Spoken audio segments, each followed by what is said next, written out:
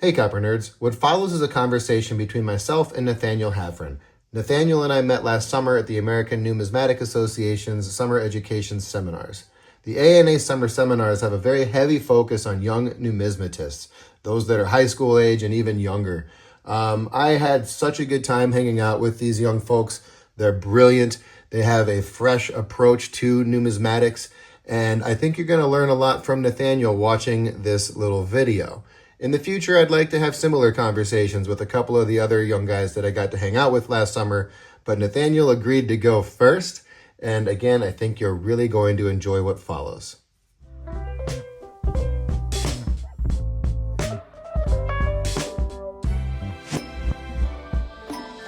Nathaniel, how you doing? I'm doing good. How are you? I am wonderful. I'm wonderful. Thanks for taking the time to talk to me. I don't know. You and I were messaging back and forth, and it just kind of popped into my head that you're one of the most important people in the early American Coppers Club and numismatics because you are a rising youth in the hobby, and you are the future of the hobby. And then I was like, why don't I just get Nathaniel on the phone and we'll talk about what your collecting journey has been up to this point, and just talk about early American copper and coins in general. So again, thanks for coming on. Would you maybe just tell me a little bit about yourself, just sort of the big overview of who you are and how you got into collecting? Okay, yeah. I'm Nathaniel. I'm 17. I started coin collecting 6 years ago now, in 2019, because of a silver dollar that my grandmother gave me. And that didn't really like fully get me into collecting, but what did was when I got a silver quarter in my Starbucks change. And then I started going to the bank and getting rolls to look through to look for rare coins or old coins that I thought were worth a lot. And then that sort of segued into me starting to go to coin shows, and I learned more about coins and the different types of coins, and like grading and what grading was and graded coins. And then that all has just segued into early American copper, which I got really into this year when I learned about all of the different Sheldon varieties for large cents. You just got into early copper mostly this last summer. Is that fairly accurate?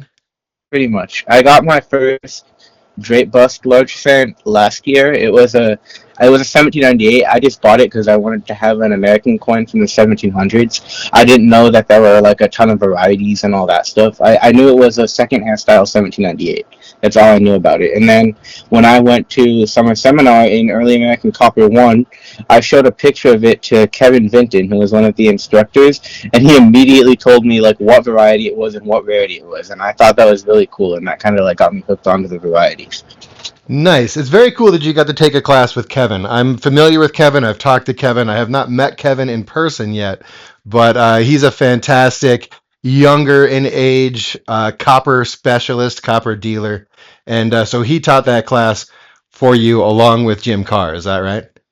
Yes. And then that's where we met because I went back. I took Copper One that same class last year, well, a year and a half ago or whatever. And then this last summer, I took Copper Two with you, which was your second consecutive week of EAC courses. I will Yeah. note just for you and everybody that that little sonar ping in the background is just because we're recording this phone call. It's going to pop up every now and again. So sorry about that. It's just kind of how it works. It's the best tech I've got. Anyway, you and I met at Copper Two, Yeah. which was really fun. I had such a good time hanging out with you and the young guys, my son, and then Jim, of course. Uh, Tell me what you think about Jim Carr. This is fun. He's one of my favorite people. I love Jim. He seems like he was one of the most animated instructors at the ANA. He was enthusiastic and he knew a ton about early copper. I learned a lot from him. As someone who came in knowing like literally nothing about varieties or rarity or Sheldon numbers or Newcomb numbers or any of that, I learned so much in those 2 weeks. I have one variety attribution book and virtual Grellman now, and I like buying big lots of large stems just so I can find the varieties and keep the rare ones and sell the other ones. And I wouldn't have been able to do that without Jim Carr. Yeah, Jim made a huge impact on me. I learned about summer seminar from Nathan Markowitz, who is a senior EAC member, but he asked me if I was going to EAC, and I told him I had a date conflict and couldn't go. So he invited me to the ANA summer seminar again 2 years ago, and that's where I met Jim. Had such a good time that I knew I had to come back for the second session with my son, which we did. But it's yeah, Jim's an incredible instructor. And then you there when he got awarded his doctorate? Yeah, I was. It was during the second week, I think. It But was yeah, I it was. was first week. It was right before I came out for second week. It was at Okay, yeah, your it was banquet for the first week. Yeah, there you go, banquet for the first week. Yeah. Yeah, well deserved. I don't know if people realize just how significant Jim is to the hobby. He's the most significant person for me in the hobby, and I think that he's been teaching summer seminar for a long time. He probably brings more people into EAC than anyone else out there at the moment, I would think. yeah. You convinced me to join EAC. I first heard about it from Jim Carr. After you told me to join EAC, I did a few weeks ago. But Jim Carr initially told me about it, and now I'm planning to go to the EAC convention in May and April. Nice, yeah. In April in Charlotte, North Carolina, April 2026, which is the first time I'm going as well because most years they do EAC third weekend in May. So one weekend I can't leave town every year. So I'm excited to finally get up there. I still have to book my rooms. I have a reminder to do it. Did you ever sort that out? You got your rooms booked, or are you still working on it? Not yet. Should be fun. Are you gonna go up for the Boys of '94, which would be Wednesday night, like one night before the main convention starts? Yeah, I'm planning to go from Wednesday up until Sunday. I'm pretty sure Sunday's the last day. Sounds right. Boys in '94 being the guys that collect 1794 large cents. What's your Liberty Cap situation? You have one, right? Yeah, I got my. Oh, I have two actually. I got one really beat up, really crappy 1795 Liberty Cap cent. It's bent and it's got like a chop mark on it, and you can't even tell. You can't read the date. But I bought that coin just so I would have the Liberty Cap type. And then a couple weeks ago, I had the opportunity to buy a nicer 1795 Liberty Cap cent with even wear and a legible date. And so Nice. now that's my personal collection. Well, congrats. Tell me about your collection. What's your collection consist of generally? 1807 is the main year that I collect for coins. I was born in 2007, so I've always collected 1907 and 1807 coins, but I've focused more on 1807 coins. I have all but one of the 1807 large cent varieties. I'm only missing the 1807 over 6 small fraction, which is the really rare one. I have the 1807 half cent. I have the quarter and the dime. I'm missing both half dollars and the gold coins for that year. Yeah, the gold coins are going to be a little more of a challenge, but I know that you did just pick up a gold coin recently, right? Yes, I bought an 1854 quarter eagle. It should be the lowest graded 2.5 gold coin from 1854 when I send it in. It's AG for sure. And currently the lowest graded one is the rare 1854 S in G4. Do you do a lot in slabs or not so much? Uh, it's really 50-50. If I buy something that's in a slab, I don't crack it out, but I don't like specifically go out of my way to look for slabs. Okay. That's probably the approach that most people take, I would think. Some of us weirdos crack most of them out of slabs, but even I like my type coins in slabs. Like I am intentionally building a slabbed typeset. And I like my low balls in slabs, and then I've got a couple of just rarities that I keep in slabs that have some provenance noted. But yeah, um, ANA summer seminar. This was the first year you went, is that right? Yeah, I plan to attend next year too. It was great. Yeah. As far as like on a scale of 1 to 10, how much do you recommend summer seminar? I think it was a 10. So Um, so do I. It's outrageously fun. I Uh, had no idea what to expect going into it, but I really enjoyed it.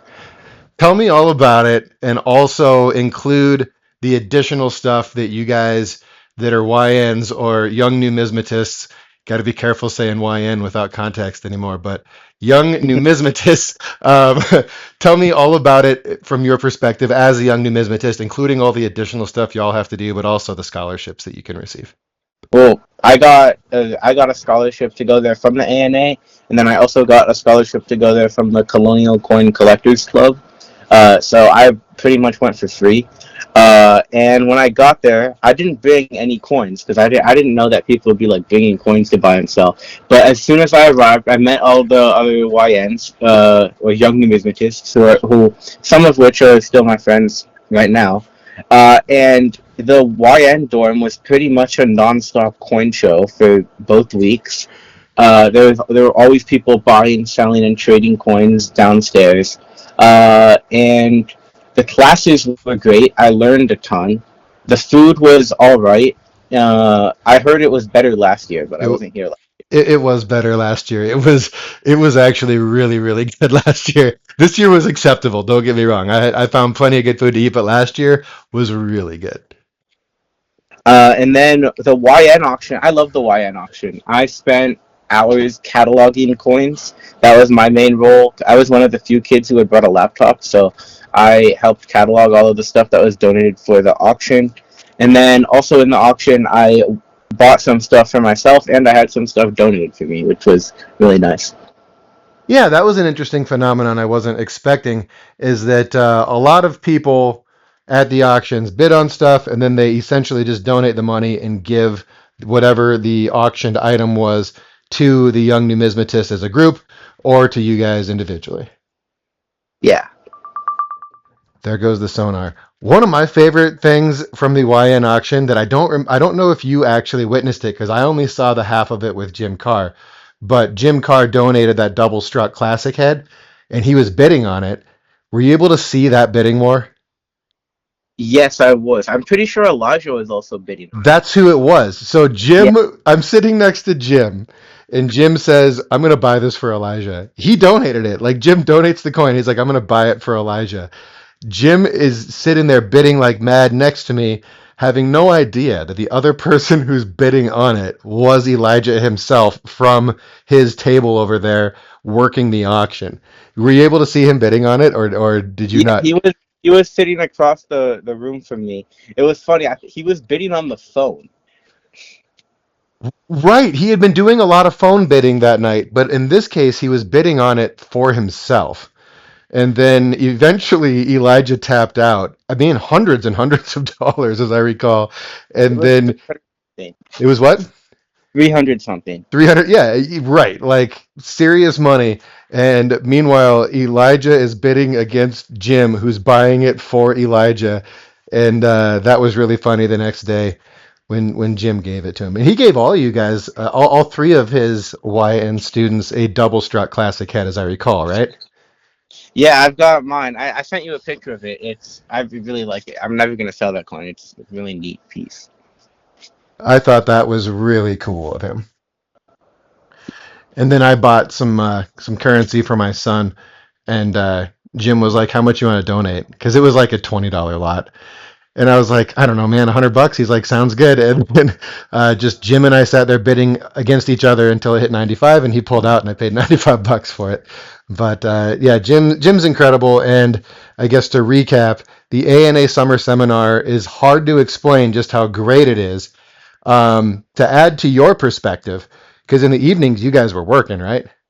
Yeah, In the evenings, I was hanging out and socializing in the Lunar Lounge with everybody, which is just a big giant outdoor patio with a bunch of patio furniture. And there's a beer place nearby that we can walk to.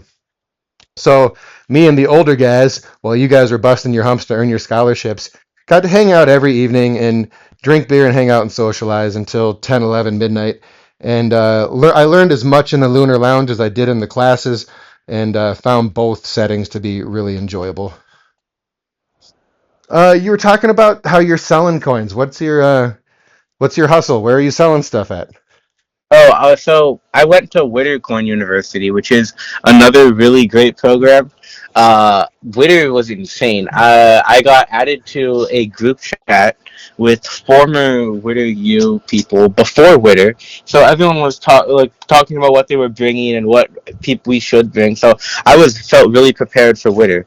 And then when I got there, we were in a Marriott hotel and we had the conference room booked for the week. We spent at least 6 hours a day in that conference room buying and selling coins, plus the additional time that we spent in classes during the day. Every night, I was in there with a bunch of other kids until like midnight or later, buying and selling coins. It was just a really great time for the whole week. And Bob Campbell donated like starter kits for coin dealing. So a lot of the kids at Witter had already been like prospective coin dealers, so they got me into it, and then the coin dealing kit from Bob Campbell got me into it. So I started flipping coins at Witter, and then when I got home, I started buying stuff and flipping it on eBay and at coin shows. And now I'm doing that, and I'm also selling coins on commissions for people who will give me like 20% of what their coins sell for coins that they have a difficult time selling and that I can sell This is fantastic. Did you go to Witter after I met you or before? after. Okay. Did you sell many coins before I met you or not really? Not really ever Okay, before. so we met in April. How many coins have you, or April or May? April? May. June. June? Oh, okay. Gosh, my getting old sucks, man. So we met in June, 3 months ago. How many coins have you sold in the last 3 months total? A lot of coins. I'd put it in the ballpark of $10,000 worth. That's fantastic. I know you sold a bunch of coins at the ANA, and it sounds like you've been going pretty steady since. Yeah. Hundreds of coins? Yeah. I actually got started at ANA because Jim Carr gave me his bargain box to get commissions on selling. Yep, that was really cool of him as well. So you're 17 years old. You've been a coin dealer for 3 months, and you've sold hundreds of coins. That's the upshot. Yeah.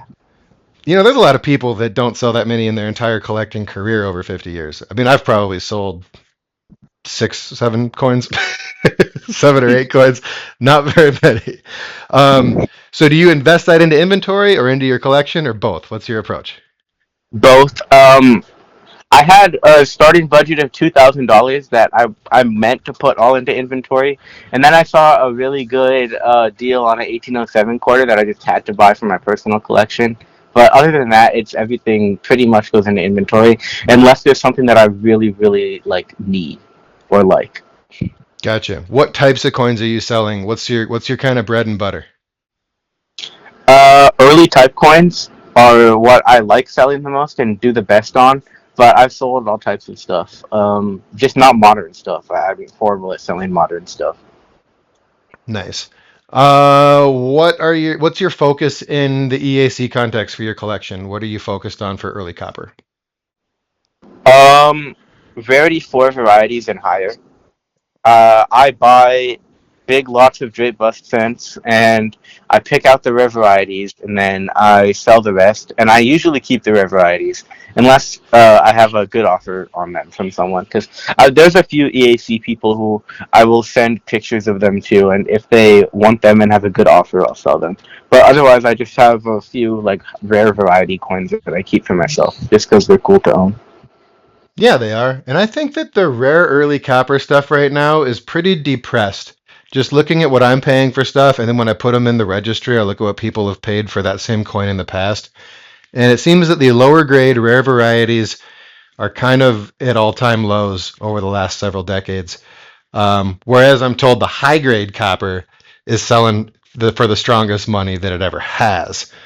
So that's kind of interesting. I think that's a smart approach. I think stockpiling some of the higher rarities is going to pay off because the market can't possibly get worse than it is right now. I don't think for the rare low grade copper. So that's cool. You have anything in your sights that you're looking for? What are you targeting for your next purchases? Um, Drake bust. half dollar and cat bust half dollar from 1807.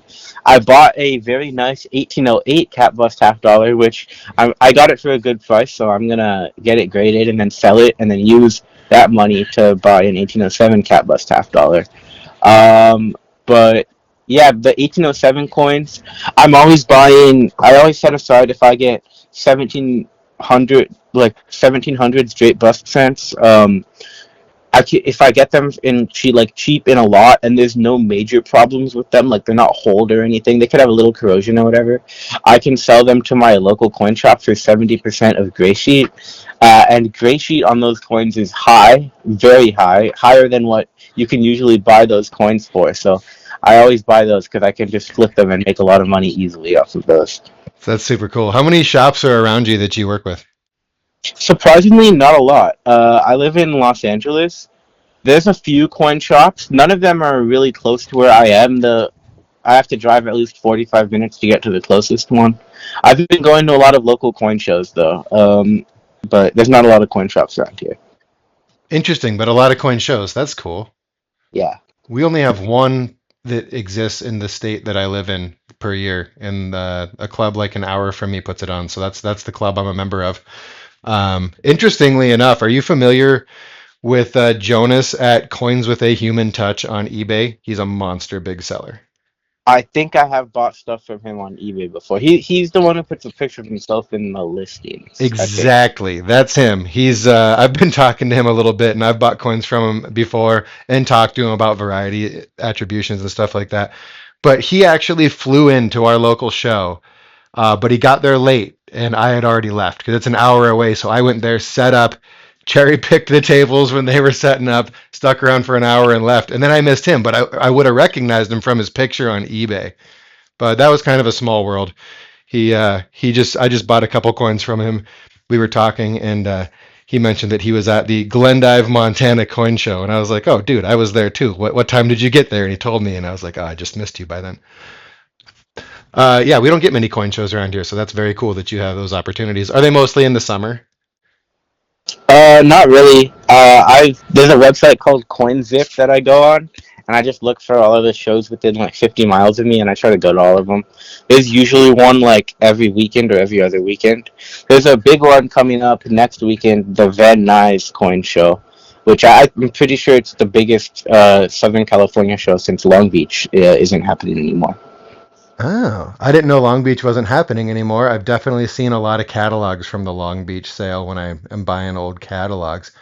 So you find that stuff online. You use virtual Grellman for attribution. What other tech do you use that perhaps the older members of the hobby who listen to this channel are not familiar with? I use the online gray sheet. It's way better than the paper one.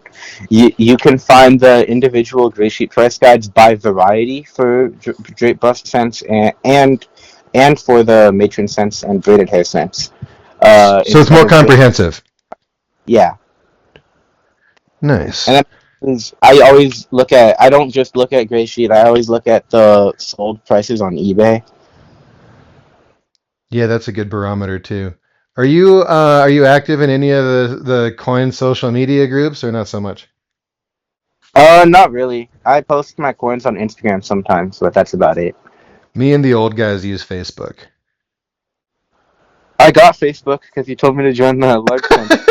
You had to get Facebook. This is why I've been so excited to talk to you. Is there's such a different perspective, and the hobby's changing, whether people want it to or not. And actually, one of the projects I'm working on right now is getting my hands on some old letters from like the 70s, 80s, and 90s.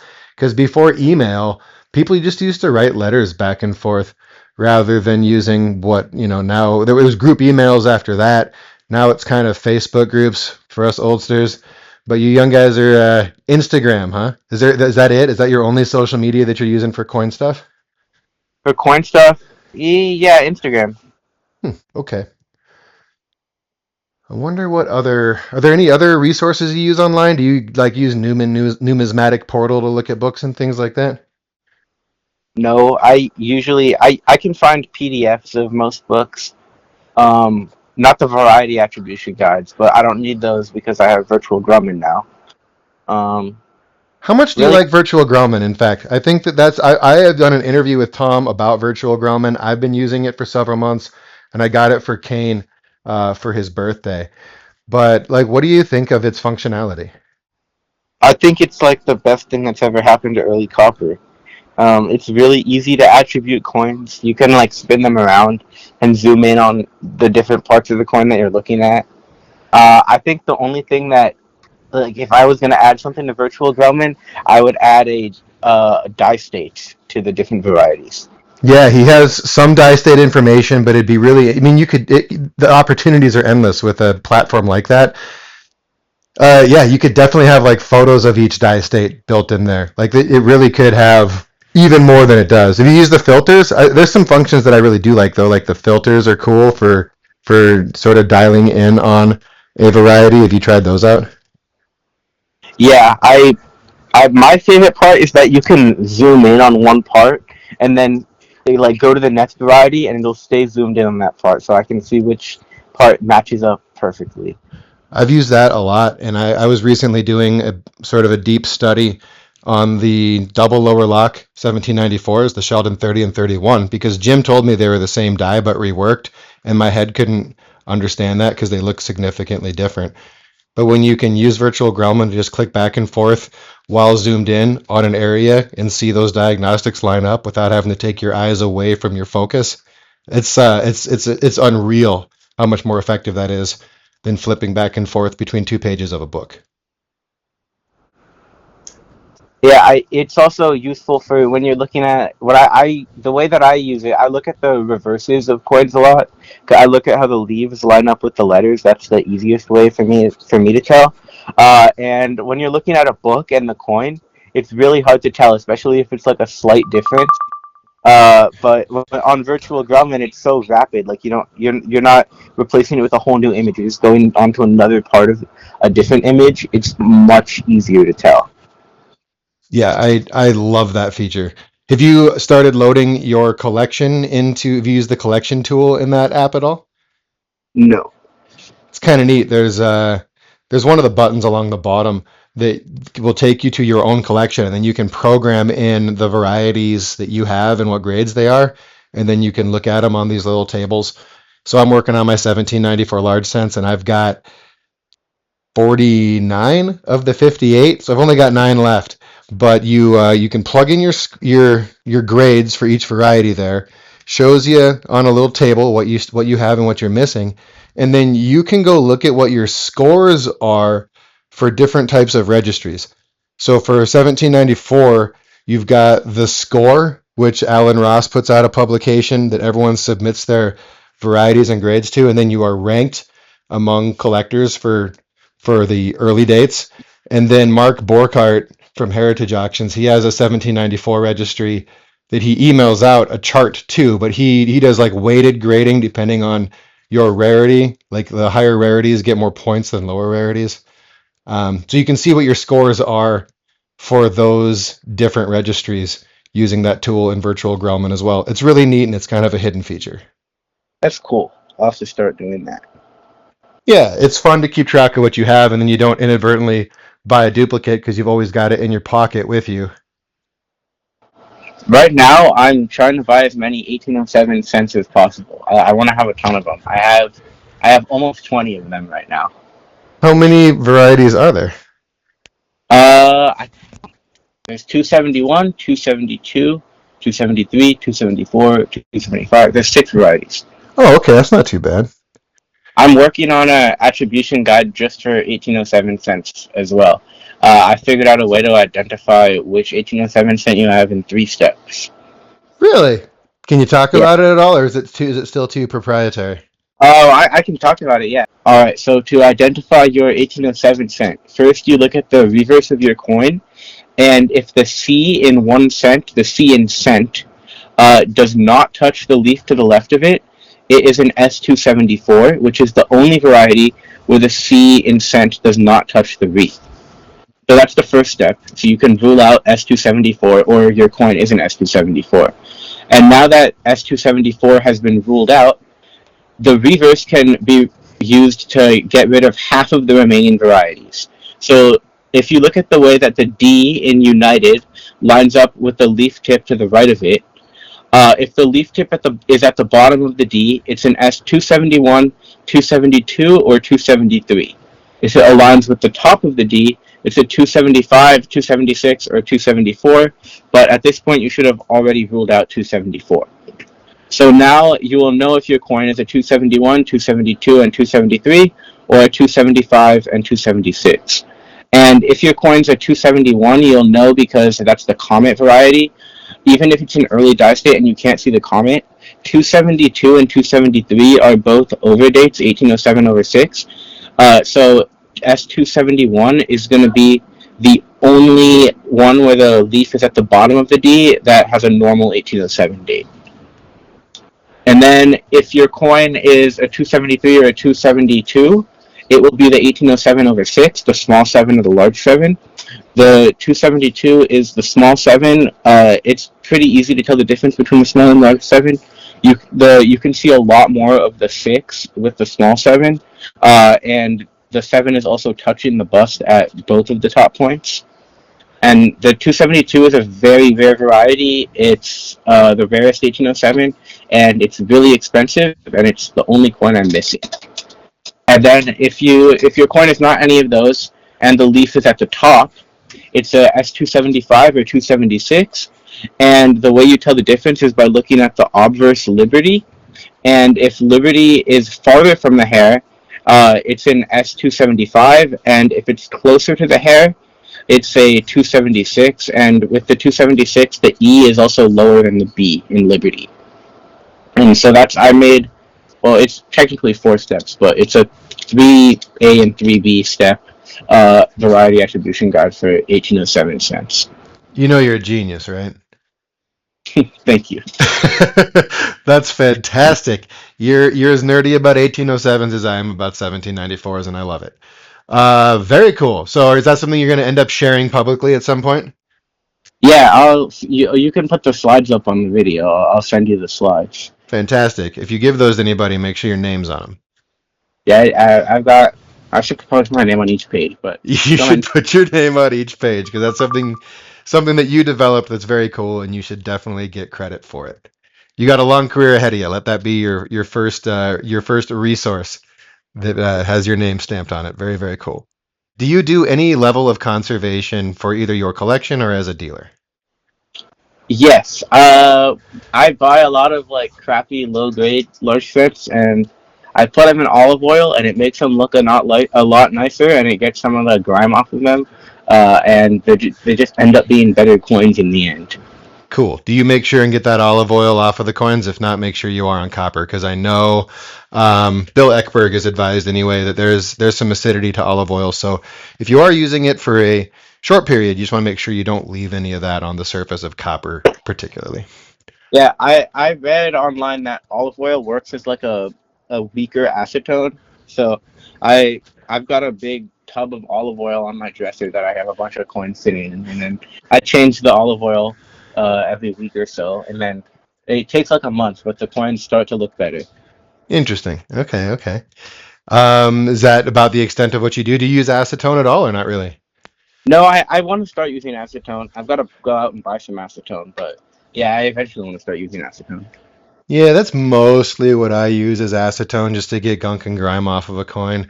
And then I'm starting to leave more stuff dry, but as far as I'm concerned with copper anyway, if it's already got a surface that's not its original surface, if it's been circulated, and if it has any kind of environmental damage, then I'm comfortable using acetone oil and then light brushing.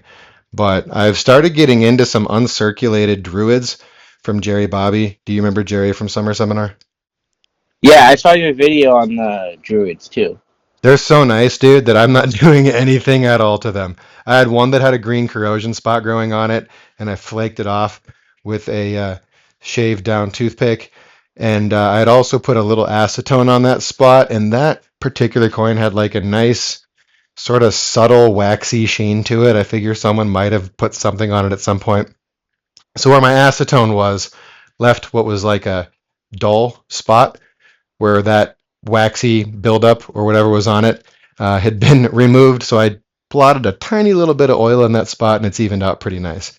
But on the high grade stuff, I'm definitely not oiling and brushing anymore, which I used to do. I've seen oil discolor one of my like bright red copper replicas, so I'm being a little more cautious with oil on red coins. I have a lot of silver coins that I bought. They're nice early silver coins, but they're clean. So I've been trying to like wear them down a little bit, and then get them to like get their dark color again. So I've always got silver coins sitting in the windowsill, and then carrying them in my pocket. And then I had a mini panic attack the other day because I thought I lost a silver $half at the gym, and then I found it under the leg extension.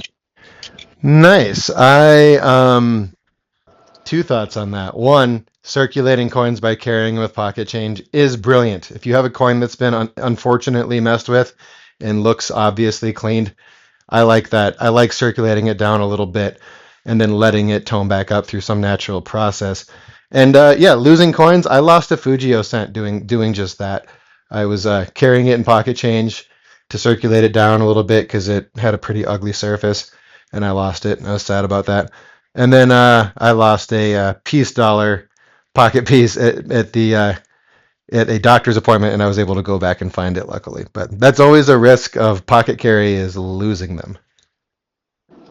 Yeah, I had a pair of pants that I didn't know the pocket had a hole in them. And then I looked down, and there was silver chimes on the floor. So I don't in those pockets anymore. Yeah, you got to be super careful. I've heard Jim say that he just carries stuff in pocket change around his house, but when he leaves the house, he empties his pockets. He's probably got some pretty nice stuff in his pockets, though. Yeah, he has his worn down silver eagle. I saw that at ANA. That was cool. Yeah, I got to see it 2 years in a row, and it's definitely worn down some more. I think it's kind of like a VFXF now, VF. Yeah, he has got a 2020 shield tent that's about in Core 1 by now. He also carried the banquet token from last year for a year and circulated it way down. It was one of Joe Panessa's.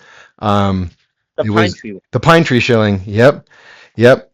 And I think he's working on something cool with that. I'm not going to spill the beans, but he's definitely carried that for a year and worn it down to a fairly low grade.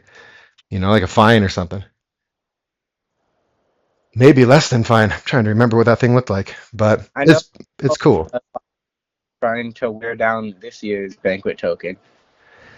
Yeah, this year's was cool as well. Joe does some really cool stuff. Root River Mint, I believe, is what it's called. And yeah, those banquet tokens are a thing of beauty for sure. Another reason to go to the ANA summer seminar. All right. Well, I think that kind of covers the stuff I wanted to talk about. I think you're providing some very valuable insight and perspective to people older than you, including myself. And really impressed with you and the other young numismatists from the summer session, and can't thank you enough for taking the time to sit down and talk to me. And no problem. Thank you. I enjoyed this. So did I. We'll do a round two once you've got some more stories to tell. For sure. All right, brother. Take care. I'll talk to you soon. Thank you. You bet. Bye.